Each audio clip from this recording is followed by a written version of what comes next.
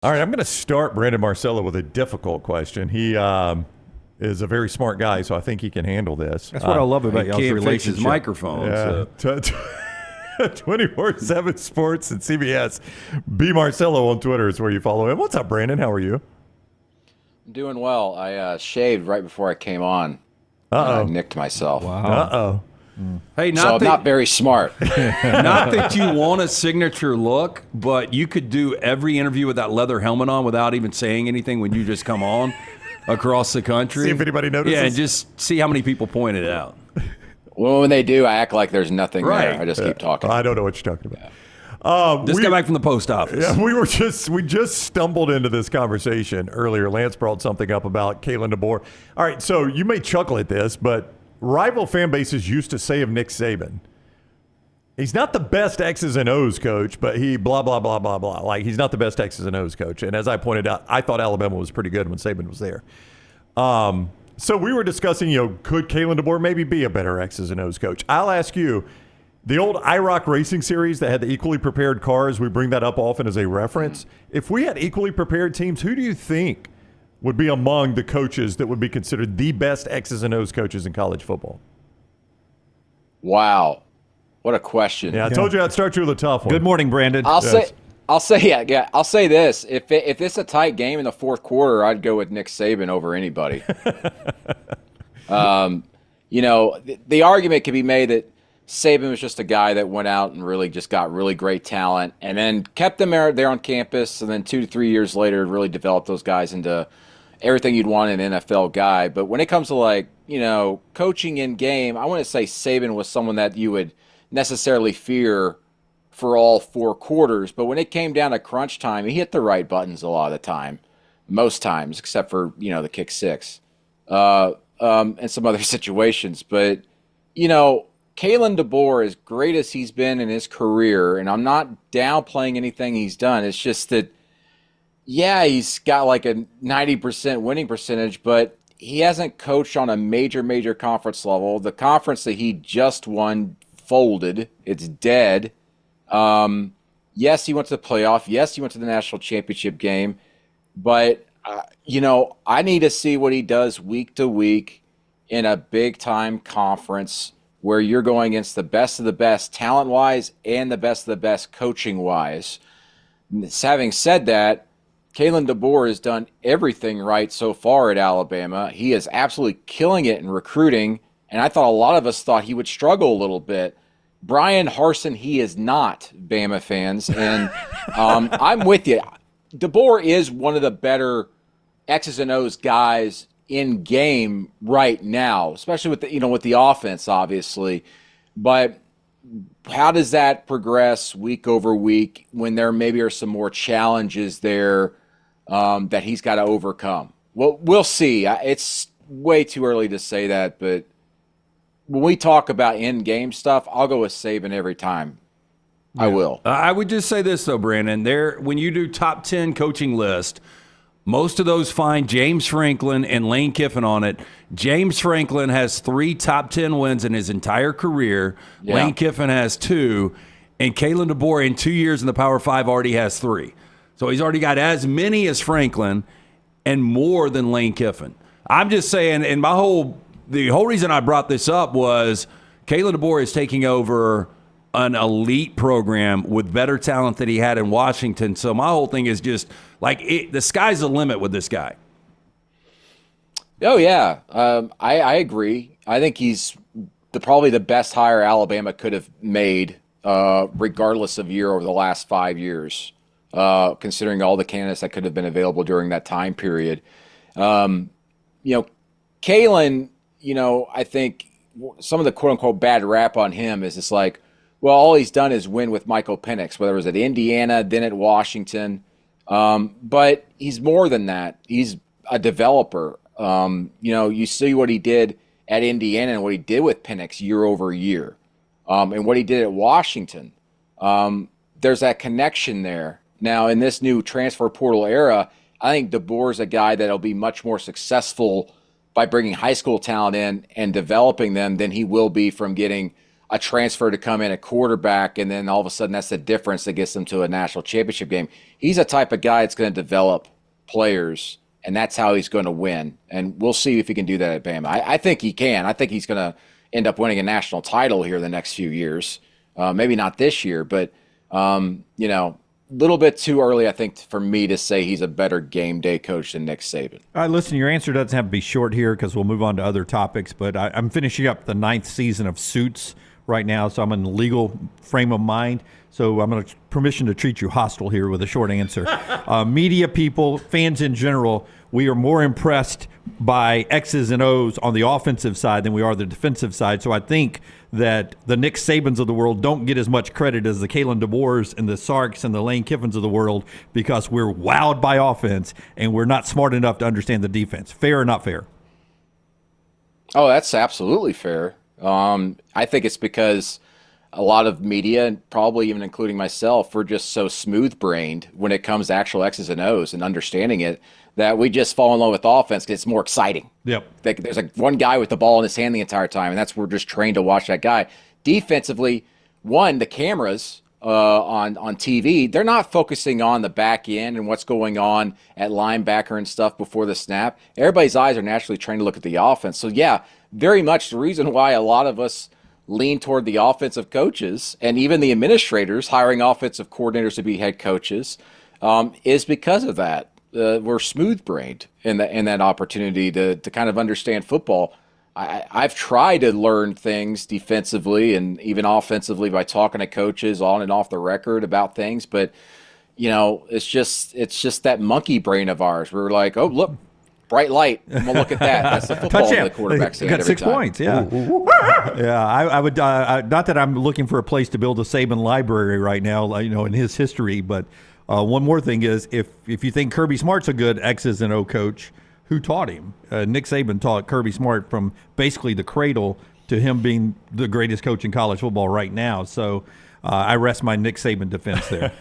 and by the way, for the record, Nick Saban is the greatest to ever do it. All I am saying is there a possibility that in game Kalen DeBoer could be a better coach. That's all I'm asking. All right. That's all I'm asking. Brandon Marcello is with us. Has stumbled into a debate. I know, 24/7 Sports. The People's Court. At CBS, at B. Marcello coming up soon, an announcement from Brandon and us. He is with us on the JohnstonRVCenter.com hotline. You will be spending the first Thursday night of the college football season in lovely Boulder, Colorado. Whoa. The storyline coming out of that game will be what, in your opinion?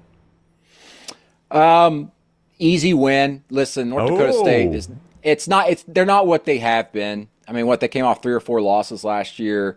They're going to look electric offensively. Defensively, they're going to look better. I think a lot of people are going to be writing a lot out of that game about just, this Colorado team certainly does look different, don't they?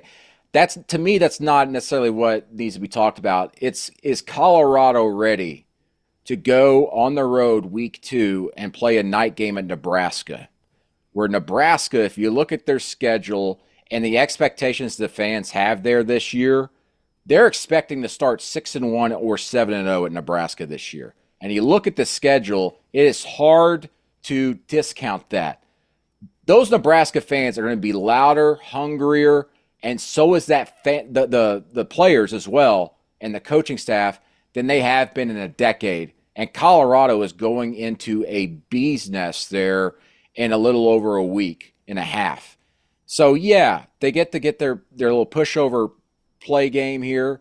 But to me, it's do they have the dogs capable of fighting off all that the next week at Nebraska for a program where there's just so much talk around them and they love to talk and they love to chatter and everything's bright and everything's great and glitzy and glamorous.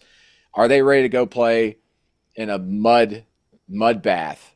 There at Nebraska where they're just going to be coming after them left and right, because that's a game that, to me, defines the season for Colorado and Nebraska. The loser of that game is going to be fighting probably for bowl eligibility all year.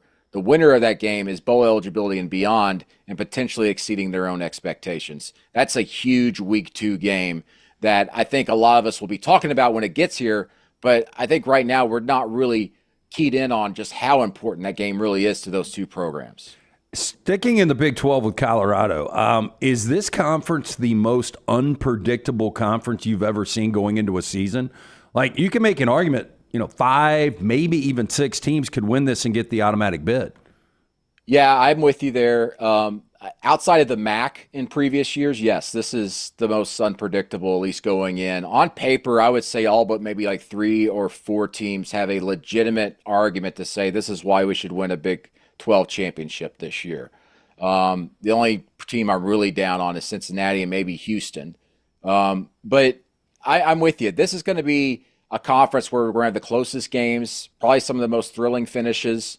I'm interested to see kind of what becomes the identity of the Big 12 over these next 3 to 4 years as an offensive conference, as we've always kind of known that. And then it started transitioning a little bit more toward the defensive teams here of late, the last 2 or 3 years. Obviously, Texas won it recently, but we saw Kansas State, we saw Oklahoma State coming through a little bit. But for me, when we look at this year in the new realignment era, I could very well see a scenario where 3 of the Power 4 conferences all have champions, and those teams were not in that conference that previous year. Potentially Texas in the SEC, potentially, and I'm really going gung-ho on them, Oregon in the Big 10, and Utah in the Big 12. I find it very difficult for anybody to sit there and go, well, none of those teams have any shot at that. I think all 3 have very legitimate shots of winning those conferences, and one of them probably will.